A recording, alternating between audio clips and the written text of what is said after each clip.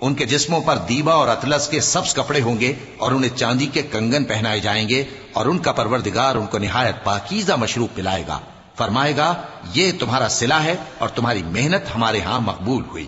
اے نبی صلی اللہ علیہ وآلہ وسلم، ہم نے تم پر قرآن بتدریج نازل کیا ہے، تو اپنے پروردگار کے فیصلے کے لیے انتظار کیے رہو، اور ان لوگوں میں سے کسی بدعمل اور ناشکرے کا کہا نہ ماننا، اور صبح و شام اپنے پروردگار کا نام لیتے رہو، اور رات کو بڑی دیر تک اس کے آگے سجدے کرو اور اس کی پاکی بیان کرتے رہو۔ یہ لوگ دنیا کو دوست رکھتے ہیں اور قیامت کے بھاری دن کو پس پشت چھوڑے دیتے ہیں۔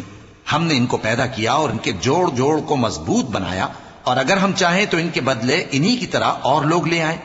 یہ قرآن تو نصیحت ہے، جو چاہے اپنے پروردگار کی طرف پہنچنے کا راستہ اختیار کر لے، اور تم کچھ بھی نہیں چاہ سکتے مگر جو اللہ کو منظور ہو۔ بے شک اللہ جاننے والا ہے، حکمت والا ہے۔ وہ جس کو چاہتا ہے اپنی رحمت میں داخل کر لیتا ہے، اور ظالموں کے لیے اس نے دکھ دینے والا عذاب تیار کر رکھا ہے۔